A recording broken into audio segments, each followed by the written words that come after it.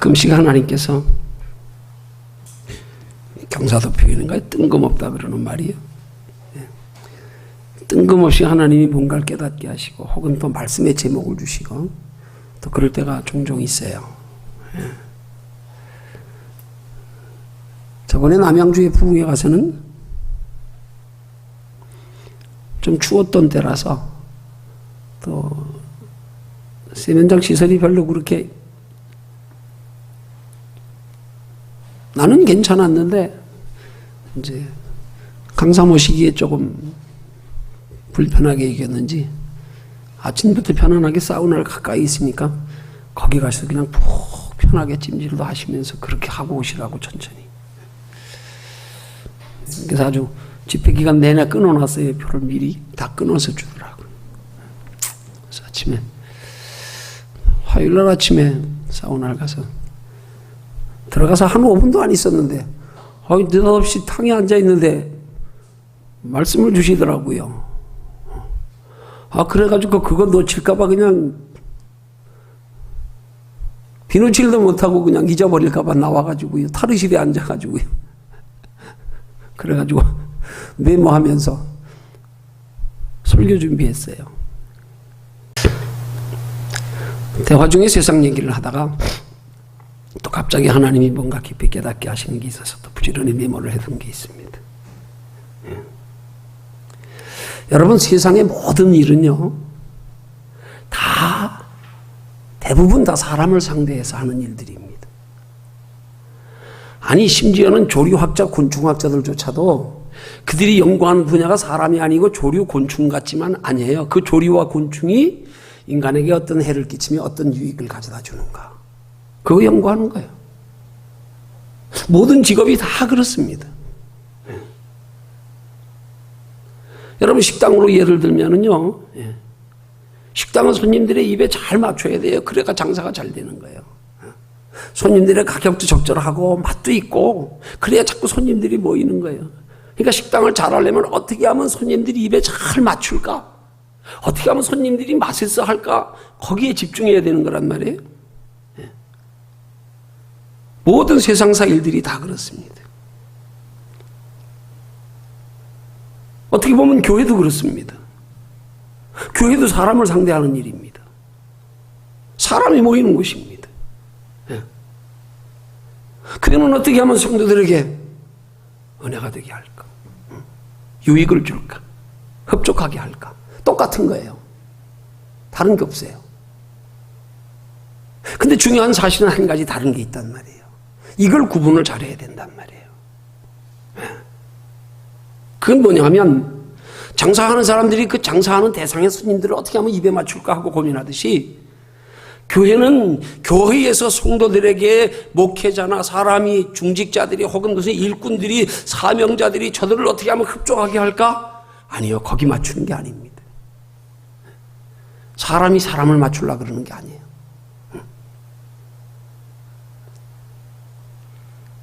신앙생활은 사람 상대가 아니고 겉으로 보기엔 사람 상대 같지만 하나님 상대입니다. 목회도 그렇고요. 성도의 신앙생활도 그렇습니다. 성도의 신앙생활도 사람 보면 안 됩니다. 사람을 의식하고 하면 안 됩니다. 하나님께 보이기 위해서 해야 됩니다. 어떻게 하면 하나님이 기뻐하실까? 어떻게 하면 하나님 마음에 흡족하게 할까? 그래서 어떻게 하면 하나님 앞에 인정받고 사랑받고 상받을까? 그렇게 돼야 되는 겁니다. 우리는 사람에게 맞추면 안 되는 거예요. 하나님께 맞춰야 됩니다. 목회자는 성도들을 하나님 앞에 바로 세워서 하나님께 복받고 상받게 해야 됩니다. 그러니까 하나님께 잘 보이는 방법을 가르쳐줘야 되는 거예요. 하나님께 잘 보이는 신앙생활을 가르쳐줘야 되는 거예요. 또한 말씀을 전하는 주의 종도 성도들을 하나님 앞에 바로 세운 것으로 하나님께 복을 받고 상을 받으려고 해야 됩니다. 사람에게 받으려고 그러면 안 돼요. 사람에게 잘 보여서 사람들에게 인정받고 사람들에게 칭찬받고 사람들에게 섬김받으려고 해서는 안 됩니다. 그러면 그게 뭐가 되는 줄 아세요? 그러면 그게 사꾼 목자가 되는 거예요. 여러분, 삭군 목자라는 말의 의미를 부정적으로만 생각하지 마십시오. 삭군 목자는, 삭은 뭐예요? 일한 대가를 받는 게 삭이란 말이에요. 그런데 하나님의 일하는 사람은 그 대가를 하나님께로부터 받아야 된단 말이에요. 그런데 하나님을 의식하고 하나님께 일하는 주의 종이나 성도들이나 그 대가를 세상에서 사람들에게 받으려고 한다고 하면 그러면 그게 삭군이 되는 거예요. 하나님이 삭을 주시게 해야지. 왜? 그게 더 풍성한 거기 때문에, 영원한 거기 때문에, 거기에는 육신의 축복도 함께 포함되어 있기 때문에, 그래서 삭을 하나님께 받으려고 해야 된단 말이에요. 근데 우리가 신앙생활하면서 목회하면서 그 삭을 세상이나 사람들에게 인정받고 존경받고 칭찬받고 대접받고 섬김받는 것으로 사람에게 받으려고 하면 삭군이 되는 거예요. 우리는 하나님께로부터 받아야 됩니다. 하나님이 사람을 통하여 주시도록 해야 됩니다. 하나님이. 그런데 우리가 하나님을 의식하지 않고 하나님께 보이려고 하지 않고 하나님께 삭을 받으려고 하지 아니하고 사람에게 인정받고 사람들에게 칭찬받고 존경받고 섬김받으려고 한다 그러면 삭군 되는 거예요. 하나님께 받아야 될 걸 사람들에게 기대하면, 그건 성도들의 신앙생활의 원리도 똑같단 말입니다. 그러니까 우리 이걸 착각하면 안 돼요. 교회도 사람 상대니까 세상이 지하고 똑같이 한다? 아닙니다. 엄연히 다릅니다. 엄연히 다릅니다. 사람을 상대하지만 그 상대하여 결과는 하나님이 주관하시게 해드려야 되는 거예요. 심부름뿐인 거네요. 우리는 중개자일 뿐이에요. 받아도 사람에게 받지 아니하고 하나님께 더 큰 것으로 받아야 돼요. 그러기 위해서는 우리는 사람을 상대하여 신앙생활하고, 우리 성도들도 마찬가지입니다. 내가 세상의 빛과 소금의 역할을 하라 그랬으니까, 너희는 세상의 빛과 소금이라 그랬으니까. 성도는 하나님의 마음에 맞춰야 됩니다. 하나님을 기쁘시게 해야 됩니다. 사람에게 맞추면 안 됩니다. 사람을 기쁘게 하면 안 됩니다. 사람 눈치 보면 안 됩니다. 하나님 눈치 봐야 됩니다. 하나님께 맞추면 하나님이 배후에서 주관하시고 대가도 하나님이 갚아주시고 하나님이 주시는 영권, 인권, 물권이 우리에게 영육간의 축복이 되게 해야 됩니다. 교회가 사람을 상대로 목회한다고 사람에게 맞추면 안 됩니다. 분위기로 맞추고 세상 수준으로 맞추고 어떤 조건으로 세상 방법으로 맞추고요. 아닙니다. 아닙니다. 똑같이 사람 상대지만 아닙니다. 하나님께 맞추어서 하나님이 그 사람을 상대하게 해야 돼요. 하나님이 그 종을 상대하게 해야 돼요. 상을 줘도 하나님이 주시고 상을 주어도 하나님이 주홍에게 주어서, 성도들도 마찬가지. 하나님이 성도들에게 주어서 이것 가지고 세상에 하나님 전해라.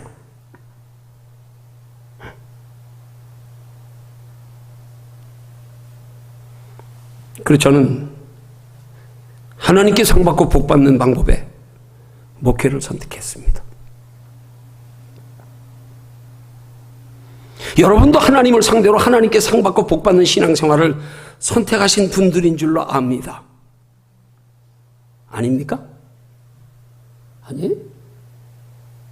내가 잘못 알았나요? 나는 그렇게 알고 있어요. 그러니까 우리 교회 나오시지요. 그러니까. 아니면 우리 교회보다 교회 크고 시설 좋고 성도들 많고 여러 가지 다양한 프로그램 많은 교회 가시지 우리 교회 나오겠어요? 똑같이 사람을 상대로 하는 우리의 삶이고 신앙생활이고 목회고 하지만 세상과는 분명히 구분지어 달라야 됩니다. 그래서 사람을 상대하는 게 달라야 되는 거예요. 장사 음식 맛내는 것까지 하나님께 맡기지 마십시오.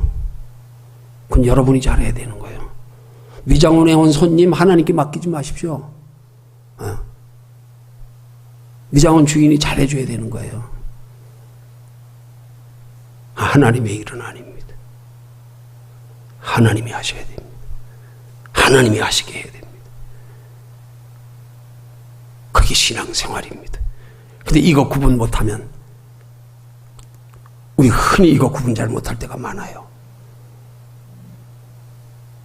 그래서 신앙생활도 세상 방법하고 똑같이 할 때가 얼마나 많은지 몰라요. 들어보면 이치에 맞는 말인데 돌아보면 그렇게 하고 있지 않을 때가 너무 많단 말입니다. 똑같이 그냥 사람 상대니까. 세상 방법하고 똑같이. 물건 파는 거하고 똑같이. 가게 운영하는 거, 사업하는 거하고 똑같이. 똑같은 방법으로 엄연히 달라야 합니다. 결론적인 말씀이었습니다. 오늘 봉독해드린 히브리서 11장 5절 이하 6절의 말씀은 히브리서 기자가 구약시대 믿음의 선진들의 그들의 생애 속에서 나타난 믿음의 행위를 소개하는 내용 중에 에녹의 믿음을 소개하는 내용입니다. 오늘 이 말씀 통해서 받고자 하는 은혜의 제목은 믿음으로 행하는 신앙생활입니다. 여러분, 하나님의 자녀된 성도들의 복받는 신앙생활은 믿음으로 하는 신앙생활입니다. 다른 말로 표현하면 하나님을 기쁘시게 하는 신앙생활입니다. 다른 말로 표현하면 하나님께 잘 보이는 신앙생활입니다. 하나님의 마음에 들게 하는 신앙생활입니다. 그게 복받는 신앙생활입니다. 그러면 구체적으로 어떻게 하는 신앙생활이 믿음으로 하는 신앙생활이며 하나님을 기쁘시게 하는 신앙생활이며 하나님께로부터 복을 받는 신앙생활인지를 본문에 기록된 에녹의 믿음을 통해 살펴보면서 이제 함께 은혜 나눕니다. 여러분, 본문에 나타난 에녹의 믿음이 어떤 믿음이었습니까? 하나님을 기쁘시게 한 믿음이었습니다. 그래서 오늘 본문에 6절의 말씀에 보면 에녹의 그가 하나님과 동행했던 삶의 에녹의 믿음의 구체적인 삶의 모습을 5절에서 소개하고 나서 그 다음 6절에 연결해 말씀하시는 내용이 믿음이 없이는 기쁘시게 못하나니 하고 말씀하는 거예요. 그러니까 앞에 에녹이 300년 동안 하나님과 동행하며 살았던 믿음의 모습을 세 가지로 소개하는데 그 에녹의 믿음의 세 가지 모습이 곧 하나님을 기쁘시게 한 모습이라 이 말이에요. 그래서 그걸 먼저 소개하고 이와 같이 에녹과 같이 하나님을 기쁘시게 하는 믿음의 상이 있다, 이걸 말씀하시는 거예요. 자, 그러면 에녹의 하나님을 기쁘시게 한 믿음이 구체적으로 어떤 믿음입니까? 6절에 세 가지로 말씀입니다. 첫째는 하나님께 나아가는 믿음이요, 둘째는 반드시 하나님이 계신 것을 믿는 믿음이요, 세 번째는 그가 자기를 찾는 자들에게 상 주시는 이심을 믿는 믿음. 이 믿음 가지고 하나님 앞에 나아가는 것, 그게 하나님을 기쁘시게 하는 믿음이라는 거예요. 에녹은 이 믿음 가지고 하나님과 300년 동행하며 살다가 하나님이 죽음을 맛보지 않고 바로 하늘로 승천해 데리고 올라가셨습니다.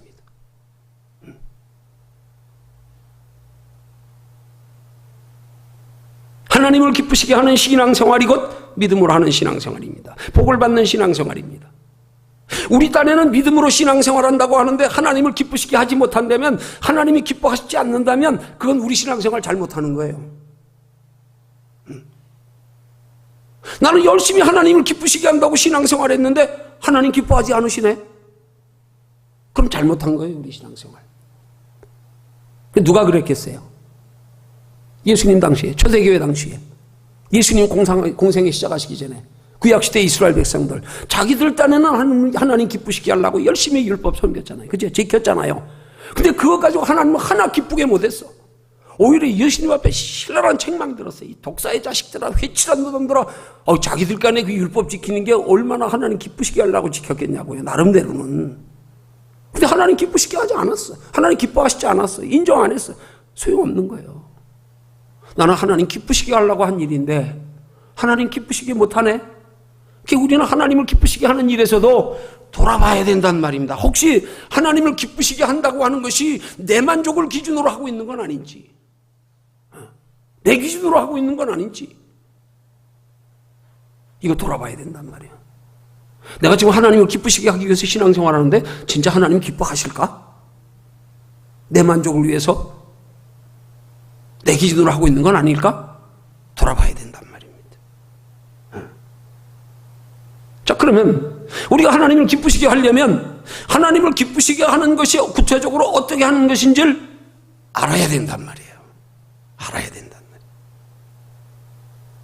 그래서 우리는 이 에녹의 믿음을 통해서 하나님을 기쁘시게 하는 믿음이 어떤 믿음인지를 배우려고 하는 거예요.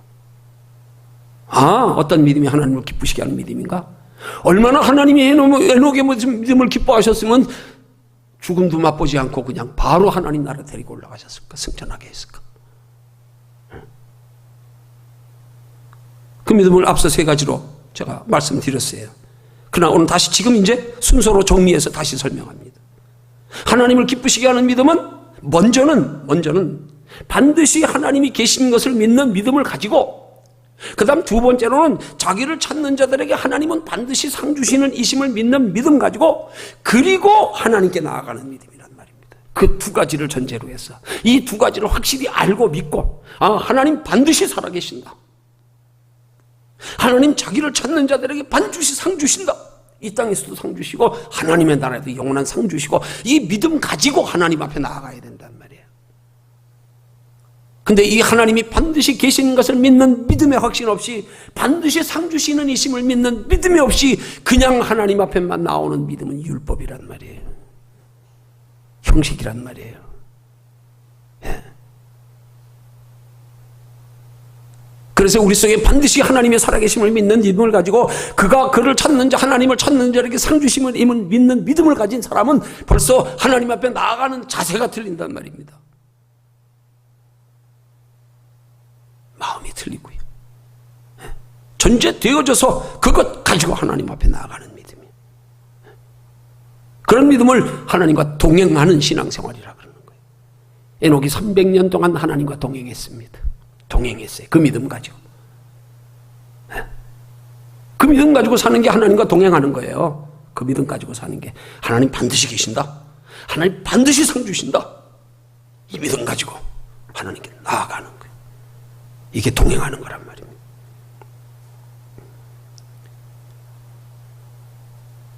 그래서 에녹이 그렇게 하나님을 기쁘시게 한 결과로 그가 하나님께 받은 복이 어떤 복입니까? 그 복이 바로 300년 동안 하나님과 동행하며 살다가 죽음을 보지 않고 하나님의 나라로 승천했다는 말씀 속에 다 들어있는 거예요. 거기 다 들어있어요. 자, 에녹이 이런 세 가지 믿음을 가지고 300년 동안 하나님과 동행했어요. 그럼 어떻게 살았겠어요? 하나님이 어떤 복 주셨을 것 같아요? 300년 동안은. 그러다 죽음도 맛보지 않고 하나님 나라로 옮기고 갈 때까지 하나님이 에녹에게 어떻게 하셨을까? 상상해보면 굳이 그걸 에녹이 복을 돈으로 말하면 몇 억을 받았냐? 집이 몇 채였냐? 아니에요. 300년과 하나님과 동행하는 삶을 살았다고 하는 삶 속에, 그러다가 하나님이 죽음을 보지 않고 하나님의 나라로 옮기었다는 그의 생애 속에 모든 축복이 다 들어있는 거예요. 우리가 상상할 수 있는 거 다 들어있는 거예요. 하나님 나라의 영원한 복까지. 자, 그럼 이런 에녹의 믿음을 오늘 우리에게 대입합니다. 우리도 그런 하나님의 영육간의 복을 받기 위해서. 그러니까 우리도 그런 복을 받기 위해서는 어떻게 해야 될까? 우리가 생각해야 될 거예요. 내가 어떻게 하면 복을 받을까를 생각하지 말고, 내가 어떻게 하면 하나님을 기쁘시게 할까? 그걸 생각하십시오. 내가 어떻게 하면 복 받을까를 생각하는 건 거기에 욕심이 들어갈 수 있고요, 인간적인 계산이 들어갈 수 있고요.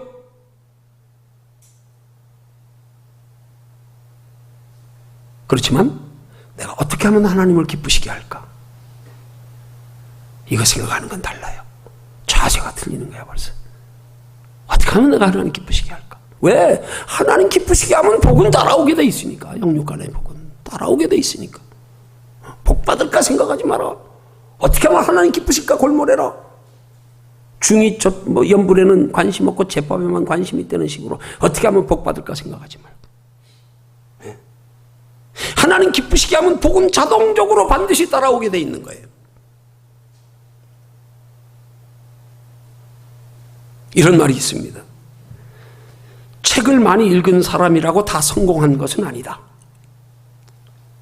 그러나 성공한 사람들의 공통점은 다 책을 많이 읽은 사람들이다. 이 말씀을 우리에게 신앙적으로 대입해서 한번 표현해 봅니다. 복을 받은 사람들이라고 다 하나님을 기쁘시게 한 사람들은 아니다. 그러나 하나님을 기쁘시게 한 사람들의 공통점은 다 복을 받은 사람들이다. 공감이 가십니까?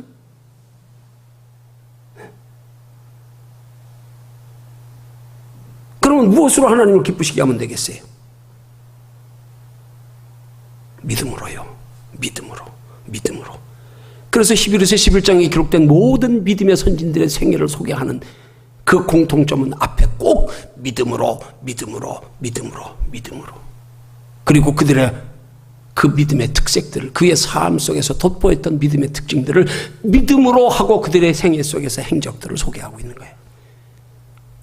그 중에 오늘 본문이 소개하는 에녹의 믿음은 믿음 가지고 하나님이 반드시 살아계신 것을 믿고 그를 찾는 자들에게 상 주시는 이심을 믿고 하나님 앞에 나아가며 300년 동안 하나님과 동행하는 삶을 산 거예요.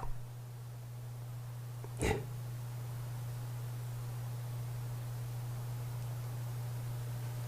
자, 그러면 이제부터 우리가 관심을 가지고 알아야 할 게 뭐겠습니까? 그러면 이제 우리도 어떻게 하면 하나님을 기쁘시게 하는 신앙생활을 할 수가 있을까? 여기에 대해 우리 초점을 맞춰야 되는 거예요. 이제 설교의 핵심인 거예요. 아, 복받는 믿음은 하나님을 기쁘시게 하는 믿음이구나. 그러니까 하나님을 기쁘시게 하는 믿음은 어떤 믿음일까? 아, 에녹은 저런 믿음이었구나. 그럼 오늘 우리는 우리에게 대입하면 우리가 하나님을 기쁘시게 하는 믿음의 신앙생활이 되기 위해서는 어떻게 해야 될까? 어떻게 해야 될까? 에녹과 같은 믿음이 우리에게 어디에서 생길까? 믿음이 생겨야지 하나님의 살아계심이 확실히 믿어지고, 믿음이 생겨야 하나님께 나아가는 자는 반드시 그가 복 주신다는 믿음이 생겨야지요. 그냥 들었다고 여러분 그게 믿어집니까 지금? 그렇게 사라집니까? 이 속에서 그 믿음이 생겨져야 되는 거란 말입니다. 생겨져야 된단 말이에요. 어떻게 하면 그런 믿음이 생길까요? 그 믿음이 생길 수 있는 방법, 한마디로 표현하려면 하나님 사랑하면 돼. 하나님 사랑하면 돼. 그 사랑 속에 다 들어있어. 그 사랑 속에. 사랑하면 지혜 주시고, 사랑하면 능력 주시고, 사랑하면 하나님의 뜻대로 사는 게 힘들고 어렵지만 즐겁고 기쁘고 보람있고 신나고 가치 있고, 하나님 사랑하면 주를 위해서 희생하는 게 당당하고 부끄럽지 않고, 사랑하면 돼요. 사랑하면 돼요. 사랑하지 않으면 나머지는 다 가식이에요. 형식이에요. 율법이에요. 휘칠한 무덤, 독사의 자식들, 예수님이 유대 종교 지도자들에게 책망하신 것처럼 체면 가지고. 아니요. 우리 속에 하나님을 사랑할 마음이 생기면 하나님을 기쁘시게 하는 신앙생활을 하나님이 가능케 하신단 말입니다. 하나님이 그 마음을 주신단 말이에요. 그 능력, 그 지혜 하나님이 주신단 말입니다. 자, 그러면 우리 하나님을 사랑하는 게 뭔지를 또 알아야죠.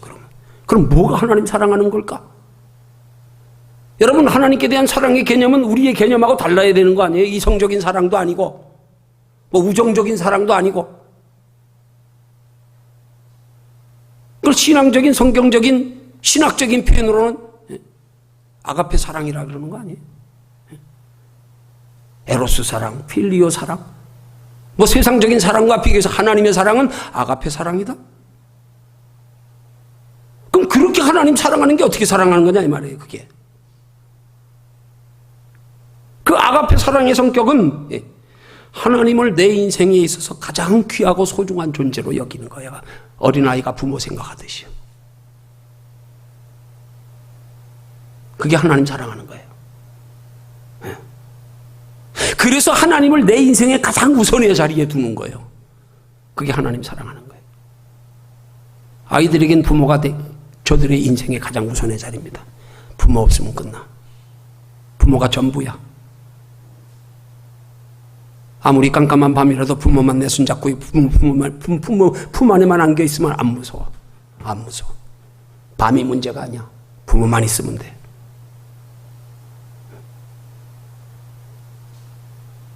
찬송가 백이장의 그 작곡을 누가 했는지 모르지만 주 예수보다도 귀한 것 없네. 이 세상 부귀와 바꿀 수 없네. 이 세상 명예와 바꿀 수 없네. 이 세상 행복과 바꿀 수 없네. 그렇게 사랑하는 거예요. 그렇게 소중히 여기는 거예요. 복음성가에 내 주님 없이 난 못 살아. 내 주님 없이 안 돼. 닷없는 배처럼 흔들려.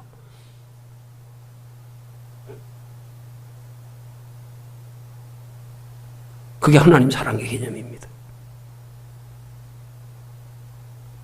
그러면 우리 생각해 봐야 할 것도, 그럼 어떻게 하면 하나님이 내 인생에 있어서 그렇게 가장 귀하고 소중한 존재로 여겨질 수가 있을까? 생각해 봐야죠. 그렇게 여기라고 여겨집니까? 그렇게 가르치면 그렇게 여겨지든가요? 안 되잖아요. 그렇게 여겨질 수 있도록 내 마음의 변화가 어떻게 하면 일어날까?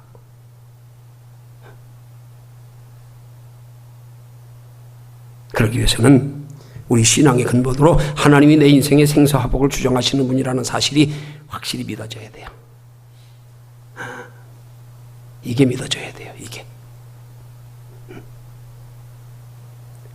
내 인생의 생사화복이 내 힘과 내 노력에 달려있는 게 아니고 내 지혜에 달려있는 게 아니고 내 수단과 방법에 달려있는 게 아니고 전적으로 하나님의 손에 달려있다는 사실이 확실히 믿어져야 되는 거예요. 아, 내가 해서 되는 게 아니구나. 하나님이 우리에게 이 믿음을 주시려고 우리가 하나님과 상관없이 하나님을 소홀히 하면서 하나님을 멀리하면서 내 수단 방법으로 인생을 행복하게 하려고 할 때 하나님이 그렇게 많이 그동안 막으신 거예요. 아, 내 마음대로 안 되는구나. 안 되는구나. 그러면서 하나님 의식하게 하려고. 봐라, 네가 해보니까 되더냐? 안 되지? 거봐, 내가 맡고 있는 거야 지금. 나와 관계 먼저 바르게 하자고. 나 먼저 만나라고. 밤새 한 마리의 고기도 맞추지 못한 베드로. 왜 한 마리도 못 잡았을까요? 바닷가에서 잔뼈가 굵고 높을까? 어떻게 한 마리도 못 잡겠어요? 예수님이 못 잡게 고기들에게 자연까지도 다스리시는 예수님이 명하셔서 베드로 그물 던질 때마다 야, 오지 마라, 가까이 오지 마라, 다 막으신 거예요. 그래서 복을 주셔도 하나님이 주심으로 만나게 하려고. 그래서 다음날 빈 그물 씻고 있을 때 찾아오셨어요. 밤새 한 마리의 고기도 잡지 못한 곳에서. 기록에는 없지만 말씀 한마디, 예수님이 말씀을 속으로 하셨는지 어떻게 하셨는지는 모르지만 그냥 던지는 순간에 두 배가 가득 잠길 만큼 고기들이 몰려 들어오게 해요. 뭘 깨달았겠습니까, 베드로가?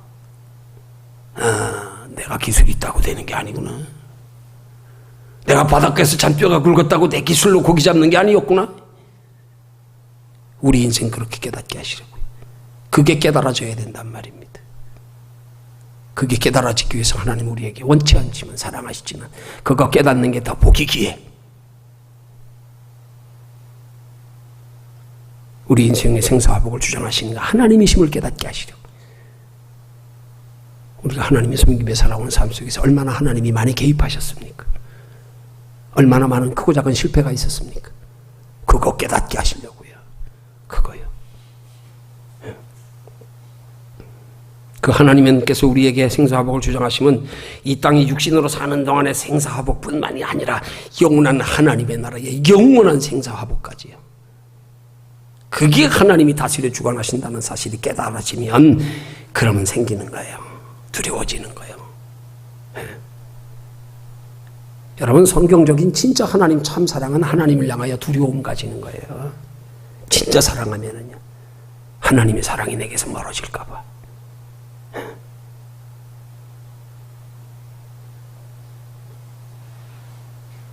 그 두려움을 가리켜 거룩한 두려움이라 그러는 거예요. 거룩한 두려움. 그런 거룩한 두려움으로 행하는 신앙생활이 곧 믿음으로 행하는 신앙생활이고요. 그게 하나님 사랑하는 거예요.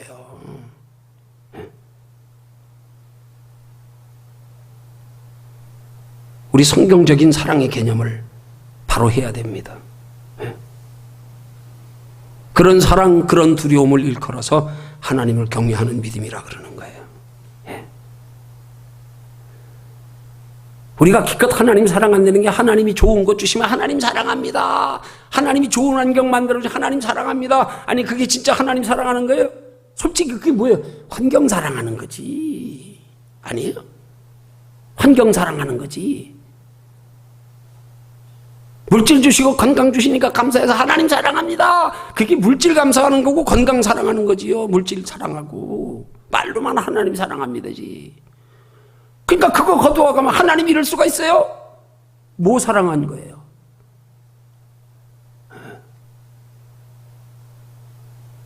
하나님 사랑이 뭔지 우리 바로 알아야 돼요.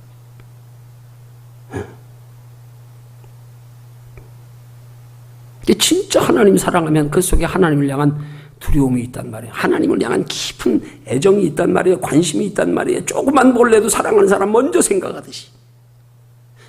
조그만 좋은 일이 있어도 사랑하는 사람과 먼저 소식 전하고 먼저 나누고 싶고, 조금만 문제가 있어도 제일 가까운 사람, 사랑하는 사람은 먼저 의논하고.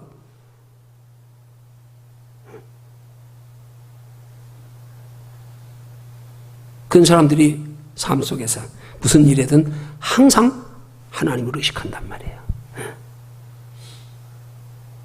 세상과 사람과 환경에 대한 두려움이 아니라 하나님께 대한 두려움이 더 크고, 세상이 아무리 두려워도 하나님이 나만 지켜주시면 돼, 이러면 담대할 수 있어요. 근데 하나님 앞에 보호받지 못할까봐, 사랑받지 못할까봐, 하나님은 그런 두려움으로 손길하고, 누가복음 12장 4절이야 5절이 예수님이 친히 말씀하시잖아요. 내가 내 친구 너희에게 말하노니, 예수님이 우리 보러 친구래요. 내 친구, 내 친구. 몸을 죽이고 그 후에는 능히 더 못하는 자들을 두려워하지 말라. 마땅히 두려워할 자를 내가 너희에게 보이리니 곧 죽인 후에 또한 지옥에 던져넣는 권세 있는 그를 두려워하라. 내가 참으로 너희에게 이르노니 그를 두려워하라.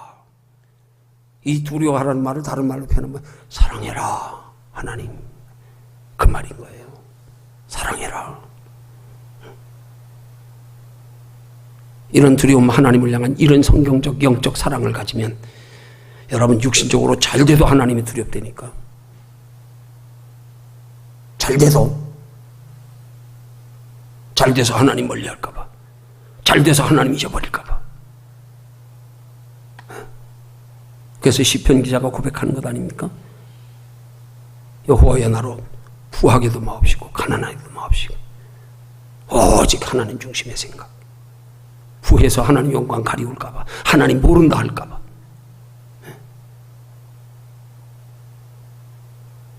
잘 돼도 하나님이 두렵고 못 돼도 하나님이 두렵고. 왜요? 하나님 바로 알면 이 땅에서 육신적으로 잘 되고 못 되는 게 다가 아니기 때문에. 육신적으로 잘 되고 못 되고를 떠나서 하나님이 두려워야 되는 거예요. 육신적으로 잘 되는 때는 하나님 하나도 안 두렵고, 육신적으로 못 될 때만 하나님 두려워요? 아니요. 이건 하나님이 두려운 게 아니지요. 세상이 두렵고 사람이 두려운 거지. 말로는 하나님 두렵다고 해도 하나님은 우리 말을 듣지 않으세요. 우리 속에서 그건 나 두려워하는 게 아니야.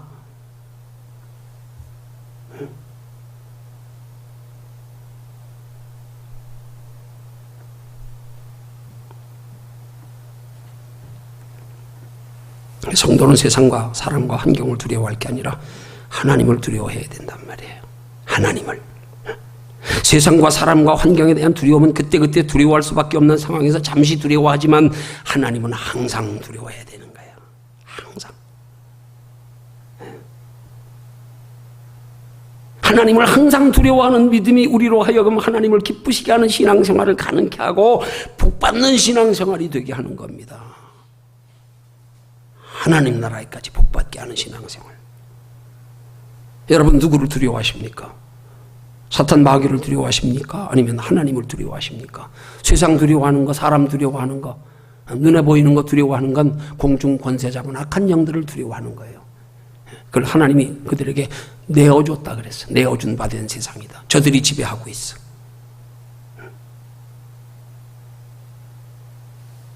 여러분 항상 두려워하십니까? 아니면 두려워할 수밖에 없는 환경에서만 두려워하십니까?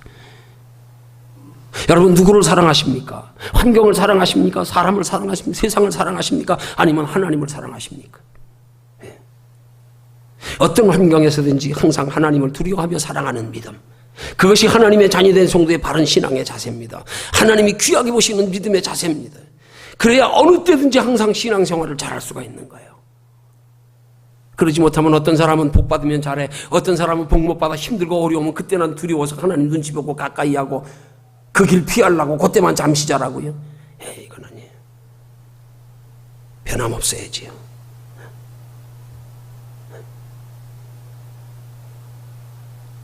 그래서 우리가 두려워해야 되는 것은 우리의 신앙이 환경과 여건에 따라서 수시로 변하는 그런 신앙이 아닌가를 보며 두려워해야 되는 거예요. 하나님 사랑은 그런 사랑이 아닌데 나는 하나님은 그렇게 사랑하고 있지 않는가. 조건적으로 사랑했다가 미워했다가 감사했다가 원망 불평했다가 나 그런 사랑 아닌가? 알아봐야 된다.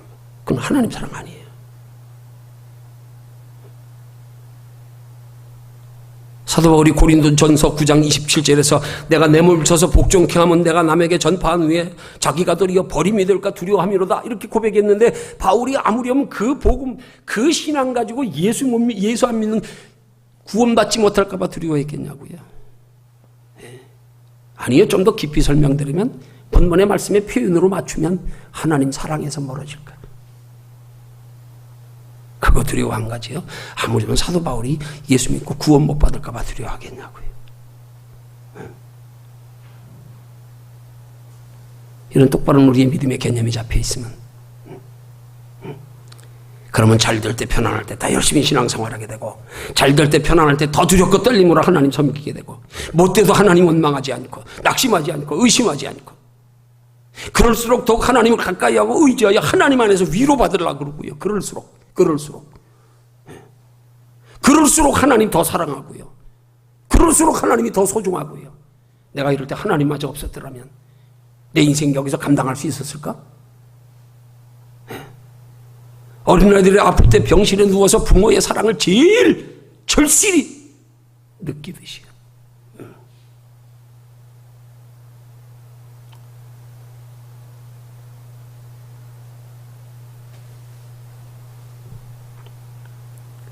여러분, 우리가 못될 때 사람을 원망하는 것도 하나님 보실 때 믿음 없는 거예요. 하나님이 주관하시는데 왜 사람을 원망합니까? 그게 하나님이 주관하심을 부인하는 거란 말이에요. 물론 사람이 원인일 수도 있어요. 그러나 직접적인 원인은 사람이라도 그 배후에는 항상 하나님이 주관하고 계신다는 사실을 우리는 잊지 말아야 돼요. 예수님이 그럼 가룟 유다를 향해서 일을 가르쳐야겠네? 아니요. 그런 사람을 내게 붙여주신 것도 내 믿음만큼이에요. 지나고 보면 거기에도 다 하나님의 숨은 뜻이 있어요. 원인이 있어요. 영적인 원리로 설명드리면 성도를 까불리는 것은 사탄 마귀지만 배후에서 주관하시는 이는 하나님이십니다. 하나님의 자녀된 성도의 생사화복은 전적으로 하나님이 주관하십니다. 사람을 통해서요, 환경을 통해서요, 사탄 마귀까지도 하나님이 사용하셨어요. 욥을 보십시오. 그렇게 하나님을 경외하며 자랑했던 믿음인데. 그러므로 성도는 어떤 환경 중에라도 사람을 원망하거나 미워하거나 환경을 탓하지 말아야 됩니다. 그것은 모든 일의 배후에 하나님이 주관하심을 부인하는 게 되는 거예요. 모든 일이 다 나와 하나님과의 관계 속에서, 내게 생겨지는 모든 일이 다 내 인생의 생사공을 주장하시는 하나님이 행하시는 일입니다. 이런 고백이 있을 때 하나님은 귀하다, 사랑한다, 네 인생 내가 결국은 복되게 하리라, 너를 통하여 내가 하나님의 영광 드러내리라. 언젠가는 여기서 안 되면 하나님이 나라에. 이런 믿음이 하나님 보시기에 귀한 믿음은 복받을 믿음이란 말입니다. 욥이 그랬잖아요. 욥이 그렇게 혼란을 받으며 고난을 받으면서도 여호와께 찬송으로 영광 돌리는 신앙이 됐는데, 하나님이 아무렴 욥을 통해서 못 되는 일로 영광 받으시던가요? 결국 잘 되는 일로 영광 받으시나요? 노년의 갑절에 축복을 주셔서 영광 받으시잖아요.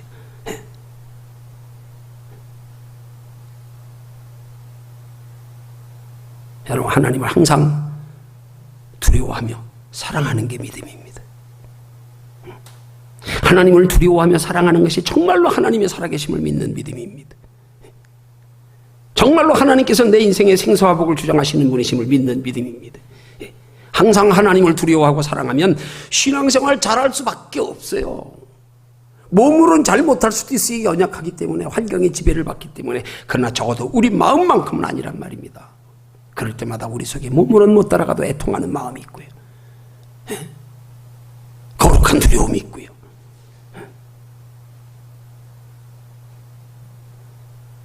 그렇게 우리 마음으로 하나님을 바르게 섬기고 두려워하며 사랑하는, 그리고 열심히 살려고 노력하는 애쓰면 어린아이처럼 자주 넘어져도, 그러면 때 돼서 하나님 복은 자동적으로 주십니다.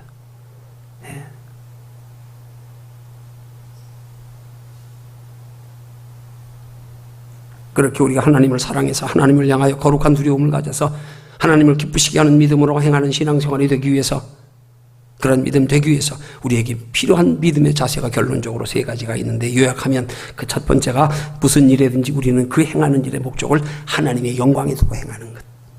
무슨 일이든지 먹든지 마시든지 무엇을 하든지 성경 말씀대로 하나님의 영광 위해서 해라. 두 번째로 그렇게 인생의 삶의 목적을 바르게 설정하고 나서 그 다음에 말씀대로 행해라. 목적도 바로 잡아놓지 않고 뭐 말씀대로 행하는 건 말씀대로 행하는 게 아니죠. 율법 아무리 철저히 지켜봐야 아니지요. 예. 목적을 바르게 하고 나서, 그리고 그 말씀대로 행하는 것에 성령의 인도하심을 따라 행하는 것이다. 내 생각과 감정으로가 아니라, 내 판단으로가 아니라 성령의 인도하심을 따라서. 이 세 가지 요인으로 하나님을 기쁘시게 하며 거룩한 두려움으로 하나님을 사랑하는 신앙생활이 되기 위해서 핫을 하나로 묶어서 요약하라 그러면, 그래서 성도에게는 기도가 필요한 거란 말입니다. 쉬지 말고 기도하라. 기도하면 하나님이 지혜도 주시고 마음도 주시고 능력도 주시고. 예. 그래서 기도로 무슨 일이든지 하나님의 뜻을 묻고, 기도로 깊이 기도하며 생각하고, 기도로 하나님께 맡겼어. 예. 그래서 기도로 하나님께서 우리의 마음과 생각을 다스려 주장하시고, 기도할 때 말씀대로 행할 수 있는 지혜와 힘도 얻어서 기도할 때 성령의 인도하심을 받았어. 예. 그래서 무슨 일에나 어떤 일에나 항상 하나님 편에 생각하고 하나님과의 관계에서 생각하며 항상 하나님을 두려워하고 사랑하는 믿음으로 하나님 면전의식 가지고 행하는 신앙생활 되어서 저와 여러분들 모두가 영육 간에 평안하고 복된 삶을 살아갈 수 있는 우리 믿음의 신앙생활 되시기를 주님의 이름으로 축원합니다.